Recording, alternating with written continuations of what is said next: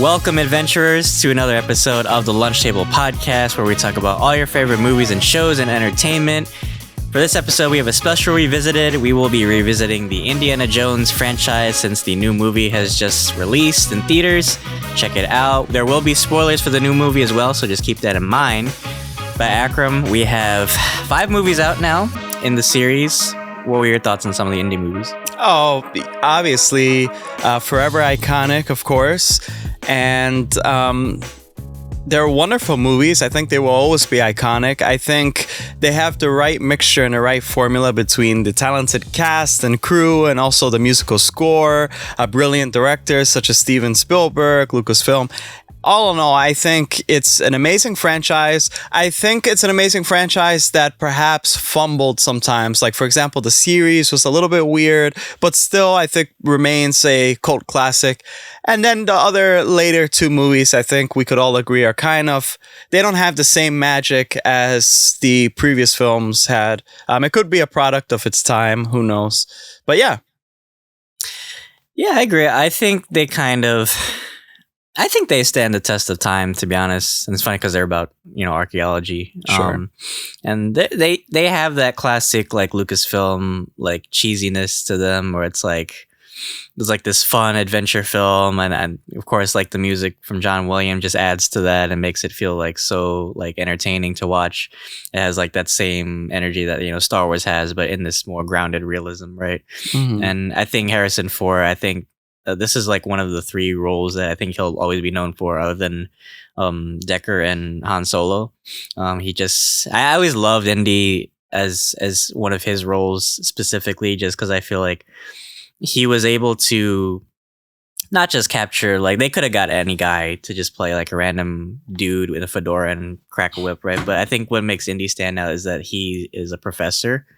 Also, I love the little scenes where, like, he's explaining, like, history or archaeology, right? It's like they bring like a nuance to the film, right? It feels like you're being educated as well as entertained, right? Mm-hmm. Yeah, and I think they did something where I think will forever be referenced by other movies, other characters. Everyone will always say this character is the type of Indy character, and it could only be done by the writing and also Harrison Ford's portrayal.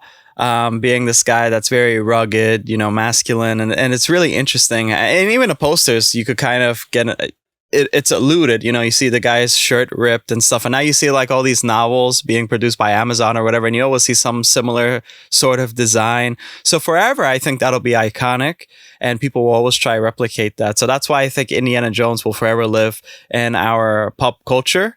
I wonder now in the future, how will that be, since the latest film is alluded that this is the last movie. So I wonder how they're going to continue that, maybe through video games now. I'm not too sure. But I think also the adventure, the locales that they're visiting, the different types of treasures that are larger than life, that aren't really realistic, but supernatural or sci-fi-esque. I think that's what separates it from, the run-of-the-mill adventure films that you see in this type of tinge. Yeah, for sure. I think Indy definitely influenced a lot of these kind of treasure hunter, like, franchises like Uncharted or Lara Croft, right? I think there's just a magic to them, and like you said, like, Indy is like not your typical hero, right? He's kind of like a juxtaposition of how you would think a professor is supposed to be, like this very like clean, very well-spoken guy, but he's just like a random dude, probably like smoking a cig on the corner with a whip, just like with a gun, right? He has like a lot of unique skills, right, that sets him apart from his colleagues too. And yeah, we see like in the first 3 movies, it had kind of like this similar tone where it's like, he deals like a lot of, well, this was like based around the 1930s. So this is like World War II era where he has to, fight Nazis, fight like a lot of thugs, underground mobsters and stuff. So the newer ones feel like, the newer ones, obviously they're dealing with the Nazis again, but there's like, it's also kind of like the newer ones deal with time as well. It's like Indy's fighting time as well. Like, how does he stay relevant in a period where, archaeology is kind of on a downtrend and people want to look towards like science and astrology too, right? Mm-hmm. Yeah. Well, I also find that really interesting too, because I always felt like that was kind of difficult to manage because a lot of things that he discovered or that were discovered or are the object to be discovered prevail or atop the actual science like in our modern day time and stuff. So I always found that really weird that there's no other like this guy probably would have been a billionaire by now with all the knowledge that he has on things and whatnot, or some stuff that he probably discovered over time. So I always felt like that was a little weird, how there's all these discoveries yet we're still stuck in that time period, and it looks really authentic, of course. So I think that's like one of the downsides for me sometimes, that some object is always lost. It's kind of like Assassin's Creed. It's like with all that shit, we would have been already in a utopia. But it, I like how they take an individualistic approach to each film. It doesn't feel like, I don't know, I'm going to make a stupid comparison. Oh, no, actually, a better comparison, like Star Wars is like this. It's always something new off on the horizon, and there's new characters introduced, and it's really cool. So that's why I think it's always the formula they have set up. It's a great way to tune into the next adventure for Indiana Jones rather than continuing this continuity. You could look back on YouTube and you could look at the timeline, but when you actually watch the film itself, you see that it's really separate from each other in some ways, shape, or form. I mean, there's some standout characters that make a return, but for the most part, there's always a new and great experience to see. Yeah, for sure. I think each movie works really well as a standalone film, right? I mean, they even have like their own names. Like Raiders of the Lost Ark wasn't originally Indiana Jones; it was just Raiders, right? So I think what it does well in this franchise, it doesn't. Maybe perhaps the last two kind of feel serial, but what they do well is like they treat themselves as their own identity in a movie. Like they make their own adventure. It's not like, oh, well, then now he has to go, continue the same story in another movie, right? It's like he just has like another treasure, because there's a bunch of treasure in the world. Like that's what I love about this series too, because it talks a lot about like history and time periods and different religions too. So I thought that was really cool that we got to see like these mythological stories brought to life, like the Ark of the Covenant, right? Like who could imagine that like on screen, right? And actually, I feel like the first Indiana Jones movie, funny enough, I think is like the most violent, to be honest, with like all the blood, and then it's like really creepy too. I think it got a little tamer as the movies continued, but yeah, there's just like a unique like magic to it. It's like when you're a kid, when I was a kid and growing up watching Indiana Jones, like there's just something about it makes you feel like you want to like explore the world or travel or something, right? Or even just like go in your backyard and dig for pennies or some shit. I don't know. It's just pennies. Like, so I don't know. Like maybe there's a fucking magic penny in your background. I don't know. La, la, la, la, right. La, la, la. I think you feel that way too, because again, it's a product of its time. If you do this now, if like let's say Indiana Jones never existed and now they finally make Indiana Jones, let's say with the lead of Indy being Chris Pratt, because everyone has had this speculation that Chris Pratt it'll be like a soft reboot. I don't think it'll be the same. I think it'll be like kind of Uncharted-y, and Uncharted's cool, but you got that from Indiana Jones. And also, again, it's a product of its time because there were some elements in the 1980s that you could get away with and people will understand. And it feels very filmic in a sense, right? Now, especially as time went by, it's kind of like a fine glass of whiskey. It gets better as time progresses. That's why I think we all have problems with, for example, Kingdom of the Crystal Skull, or some interpretations with Dial of Destiny. There's some things that it just feels too modern in their approach. And I mean, like, it's 1980 movies for the most part. A lot of things are kind of formulaic, but sometimes the formula really shines in certain franchises. And I feel like Indiana Jones definitely shone around those periods of time. And that's why, again, it's those three movies, I think, will always be iconic. I think they kind of diminish the magic after 2008. And then, of course, this year, 2023. But that's why you probably feel like that. Again, every element worked so well together. And that's what you need to stand out. You're the first of this or whatever, or you reinvented this. You'll always stand out because there's always been adventure movies and stuff like that, but never as magical as Indiana Jones. Yeah. And I feel like the relationships in the first three, or actually I'd say the first two movies worked better than the newer movies now. I feel like, especially in Temple of Doom, because Temple of Doom is one of my favorite movies, and I just love. I still wish they would have got Kihei Kwan in Yeah. Dial of Destiny. I think it was such a wasted opportunity because he's back into acting now, and it's like they had a great reunion at the Oscars. So I always love Indy and Short Round's relationship too. Yeah, well, they kind of did that in the new movie too with what's his name? Well, Teddy and Helena, where like she kind of adopts her into like her schemes and stuff. So Indy, kind of has that relationship with Short Round too, where like he feels pity on this kid, so he brings him into his own adventures, right? It's just a funny contrast too. I think Indiana Jones kind of started this trend where like we see like this badass dude, and he has like a plucky like sidekick kid, right? Yeah, exactly. And I think that's why a lot of people love tales like maybe The Last of Us or even Grogu and Mando. I mean, Grogu is more of like this mascot, but you do understand that he is a child, and there's something really interesting between that dynamic. It's really refreshing each time you see it, and I think the relationship is actually stronger when you actually have to take care of somebody, and somebody that is super naive uncovers the truths of the world over time. I think that message is really you could really relate to it, And so, would you consider these movies to be kid movies? Maybe depends. It's because like back then, especially early 2000s, like kids movies got a lot away with a lot of shit back in the day, like even like hard drugs sometimes. I'd say they are family movies. Like definitely, like if you watch it with like your parents, you can appreciate more because your parents could explain like a lot of things, especially like a lot of heavy like religious context, like stuff like from the Bible and shit.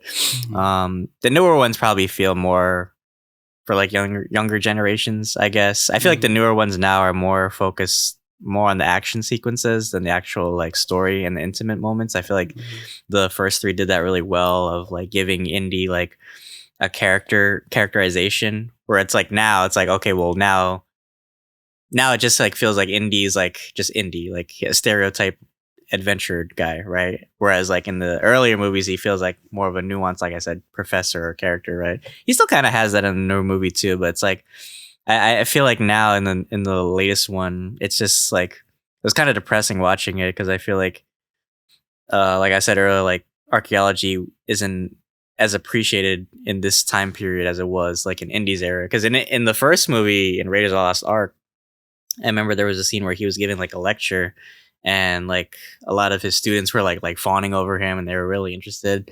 And in the last movie, they're just kind of like bored and like they don't really care. So it's kind of like on a downward spiral. So that's why I said like Indy's also fighting time as well as like these physical enemies too. Yeah, they're bored because this guy's only talking about copper and like ore pennies in her back. With all these like adventures he's been through, that's what you choose to talk about. It's like, oh yeah, they made this out of copper and ore, right. And they were like, no, I'm just kidding. But yeah, I mean, they actually have to deal with too that Harrison Ford is getting older. And I think that plays really well to the moving of time and how things change. And there was a golden period when he was a younger man. And of course, around that time, it was like the 1930s, 40s. And so a lot of things didn't have nuance in a sense of technology. And so there was a lot you could get away with. And then as time progresses, he has to deal with that new stuff. One thing I really enjoyed about the Kingdom of the Crystal Skull was the nuke scene, like around the beginning, I believe. I always enjoyed that. That was so fun to watch. Yeah, that was really fun. I really used to believe if I hid my fridge, like I would avoid nuclear disaster. Me too. That was a strong fridge. I think, yeah, for sure, we have to make an important distinction between kids movies and family movies, because a lot of movies in the 80s, 90s were family movies. They didn't really say it was like for kids. And so you could be together. And that indicates that you could have older people watching it and there's something for them. And you could have younger people watching it and there's something for them. And it also indicates that there's something in the movie, an element that could make the family feel good together and have a good feeling after watching the actual film. Now, there were a lot of like scary elements from the last two, 2008 and 2023, but for the most part, it does feel like, well, we expect kids to watch this, kind of like Transformers, and we could sell merchandise after this. Whereas the other three movies didn't feel heavy, like, oh, we're going to sell merchandise from these. It's just iconic in itself. The other two felt very kind of streamlined, a little bit corporate. I think what really matters, I always say this, it's the director's vision. That's what really matters, I feel, for, franchises like these. Steven Spielberg directed Kingdom of the Crystal Skull, but after some time too, and he's been through the ringer with directing other films and whatnot. So I felt like, I don't know, it lost its flavor over time. And then they actually got, I just see here, so James Mangold was the screenplay, but the director for it was Daniel Rifke. Mhm. I'm not familiar with Daniel Rifke's work, not saying that his work is probably bad, but I don't think Indiana Jones Dial of Destiny was the best ending for the franchise. It was good enough, but not the best. So yeah, it's like all those elements combined that really make it hit or miss. Yeah, I think going back to your point about what's defines a family movie versus like a child movie, right? I think kids automatically have this cool like fascination when they see something like larger than life. I think that's why a lot of kids like love Star Wars, right? Even if they don't understand it, there's just something cool about it. And I think what the first three Indy movies did, there was just something cool about Indy. It's like dude waves a sword and he just shoots him, right? Yeah, I think that's a famous scene, right? And it's just like seeing him, especially like the music, adds to it, like this charm. It's almost like watching like Jumanji or something. Like kids just like are drawn to this adventure type of style too. And it's solely like a bunch of like toys and games, like the Lego Indiana Jones game that was pretty fun. But yeah, there is this like something interesting about just watching him like on screen and how natural Harrison gave as a performer, to this role. Like I said, he knows his character really well, and he played it so fluidly. Like he just, when you hear him speak, especially that one scene in Raiders where he's talking about the Ark of the Covenant, it just makes you like want to pay attention and listen to him, just like talk about these cool like supernatural stories. I feel like in Crystal Skull and the latest movie, it's like I kind of lost that fascination. You know what I mean? Even if I'm an adult, obviously my tastes are more refined now. I feel like it didn't hold that fascination, right? Because it feels like it's just like something I've already seen from the past, right? It's just like now they're just trying to blend the last couple movies together into something that feels like indie, but it's not indie, right? Right. Well, tell me more about Harrison Ford's performance, because obviously you can't make Indy without Harrison Ford. Tell me about his performance.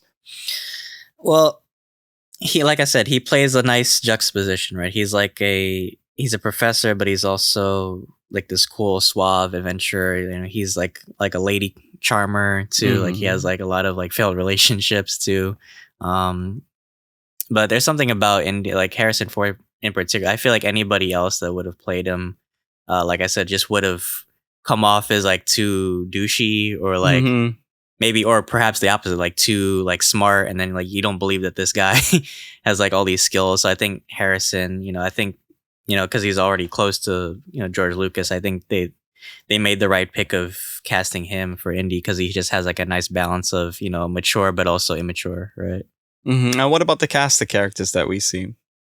Well, we have Karen Allen as Marion Ravenwood. I'm glad that she came back for like the last two movies. She's like a great foil for Indy, and she's always like his return to reality. And it was great to see that at least Indy tried to start a family, right? Even like some of the other supporting, like we had Denham Brody as Marcus. I always thought he was fun. I think he passed away before Crystal Skull happened. So, but I think they did do like a tribute to him. But it was always fun to see like him, talk about like archaeology with Indy. And even we had Sean Connery as Indy's dad. I always loved Last Crusade, just like the little banter moments, right? Because we only got like snippets or mentions of Indy's dad in the first two, but just to see like Indy's upbringing, right, and to see like his combative nature with his father, and then we see that also with Mutt, also because Mutt also kind of has like this combative nature with Indy too. It's just like a funny parallel. Yeah, I always loved them fences. I always thought that was like really interesting, and that was a cool fight scene. I remember in the cars where they were just. I think there was like Sword ants fighting. or something that were swarming them or something like that. I forgot. Yeah. Yeah, what'd you actually think of the Crystal? I know Crystal Skull actually is like the most controversial, but I didn't mind, to be honest. I Like didn't looking mind back it. now, I think it's still of the last two movies. I feel like Crystal Skull is the stronger of the two. But a lot of people feel different. But how do you feel about that? No, I didn't mind it. Again, it felt very. I say corporate because sometimes there's so many mediums that come with a movie. There's a whole package. There's the distribution of the merchandise and then the actual marketing and stuff. So for me, this thing felt larger than life. I was going into it knowing that there was this whole past of Indiana Jones. So seeing it for the first time, and at the time I was quite impressed, to be honest. I thought the CGI at the time wasn't bad at all too. Steven Spielberg has a very interesting when you watch his movies, it feels like a movie, right? I feel like Harry Styles, he said it's like a movie. No, it feels like a movie, right? There's some films that you have to interpret it in a different way, but this feels like a larger than life movie.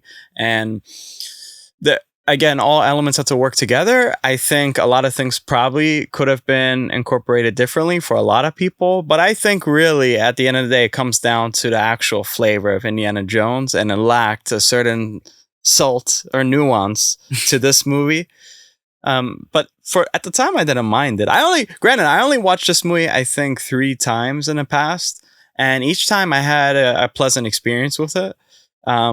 But compared to the other ones, again, I just feel like everyone ships the old ones is because it's a product of its time, and it's the first, and there was a different style to it, and it hit a nuance as well. Of course, this one maybe lacked it just a slight tinge of it. But what did you think? What year did it come out? It was like 2008 or something. Yeah, 2008.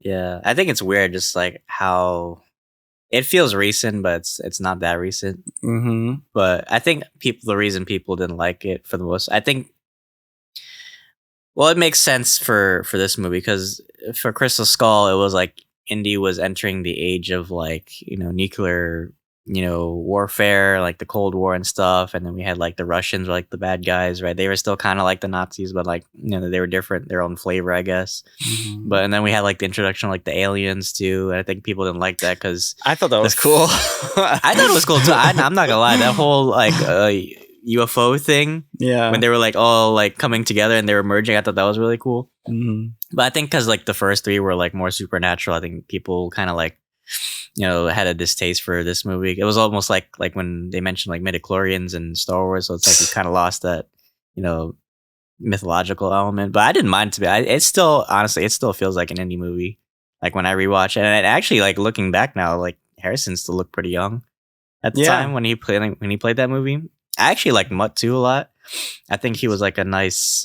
He felt believable. I think Shia LaBeouf actually like did a good job with that role. He felt like very believable. He has like all the best and worst parts of Indy, right? I agree, and I like the motorcycle thing too that he had going on. It was really cool for that time period. He matched a lot, kind of like oh god, I forgot his name, Dean something, like famous actor from back in the day. He had like James that style, Dean, James Dean, yeah, like that type of style.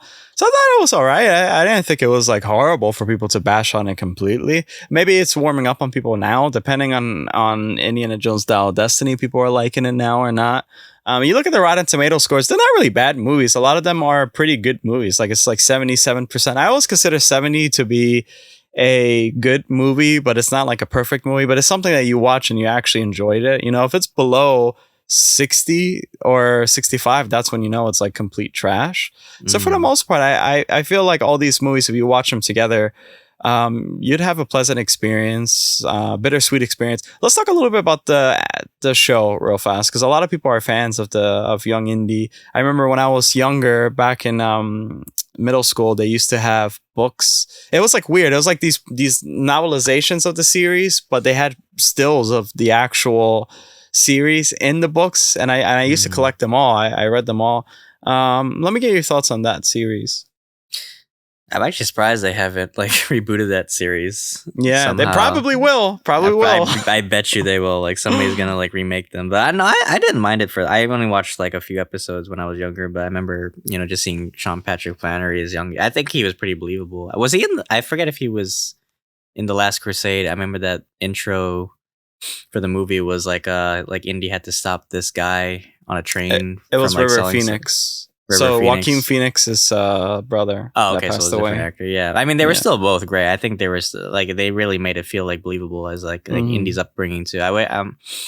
Now watching this, I feel like to rewatch it just because like I need to get like some flavor of Indy back into my Yeah. life. Yeah, it was cool. And it just like seeing like Indy at his youth and then seeing Indy now like in his old age, you know, it's like you lived with this guy for so long, right? You've seen his whole life. I forget too if I think there was like a few comics, or I think you mentioned the novels too, where like they had like adventures like in between too. I would love like honestly like an Indy miniseries or something. Just like his different adventures like in World War II. That's the one thing I feel like is the downfall of Indiana Jones, because I feel like the whole World War II thing, like it eats up so much of his movies. Sometimes like, oh, okay, well now we got to fight the Nazis again, right? It's like all right, we get it. That's why I kind of like was disappointed with the last movie, because I felt like the Nazi subplot took over too much. They came back. Yeah, it used to be Russians, but then it came back again. Right, because at least the second one was different, right? He had to fight the Thuggee, and they were like these like kind of like robbers or burglars too, and they're actually like based in real life. There were like these like robbers in India called the Thuggee. They're like this crime syndicate. So I thought that was cool. That's why I wish we could have seen like more pockets of like villains in Indiana Jones, other than just like the Nazis. So like okay, like we get it. Like Hitler was like obsessed with the occult, and the Nazis like robbed a lot of museums in Europe at the time during World War II, because they took a lot of art and they stole it. But they could have went more in depth with like some of the different villains, right? Yeah, for sure. I think sometimes the villains were a little, no, I wouldn't say lackluster, but pretty common. You would see them in any other film, really. So that was the problem with a lot of these movies. And Young Indy Adventures, it was showing the origins of Indiana Jones, and for the most part, the adventures are like really different. So I always would have liked to see something like that for Indiana Jones, a sort of series where you see these different adventures woven in between the movies. I think it's too late now to do that, of course. I don't think they're going to ever approach that. Maybe they're just giving up on Indiana Jones for now. It's kind of sad to say, but that's just, how the times are. I mean, Star Wars, you could kind of continue it, but Indiana Jones seems more likely to close out because there's only so much you can do with that type of scenario. So, I mean, it is sad, but anyway, everyone's getting older too, what did you quickly, because we're also going to review, if any of you guys made it to the end of this video, thank you so much. We're also going to review Indiana Jones and the Dial of Destiny after this, so stay tuned. But give us your quick thoughts on Indiana Jones and the Dial of Destiny. I'm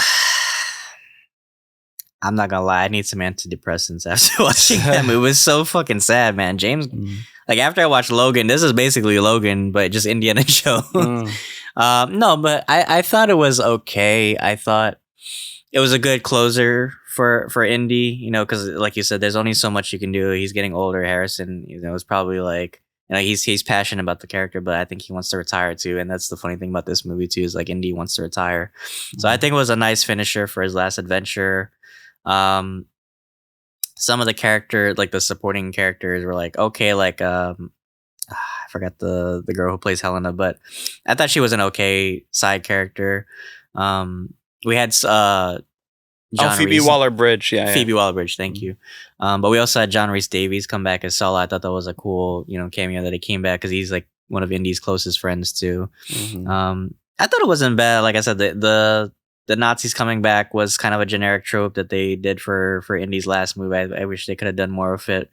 And it feels like, it definitely feels like he's aged a lot. Like it's not like Crystal Skull, where like you could kind of tell like he was getting older. It's like, no, you can see it. Like he even makes jokes about it in the movie. But overall, it's a nice way of saying goodbye to one of our favorite adventurers, and kind of an appreciation for archaeology and history, which I think the Indy movies do really well. It's like a nice showcase of different cultures, different locales, right? Because that's the point of Indy, is like adventure, seeing the world, right? Not just living in your own bubble, right? Just seeing the world and not appropriating things, like the Nazis do, but it's like appreciating things. I think that's the point. But And yeah, that's overall, a perfect message. Yeah. exactly, and that's we'll go more in depth to it in our review for Dial of Destiny. But I think overall it was a fine film. All right. Awesome. But thank you guys so much. This review belongs in a museum. Maybe it will in a couple years.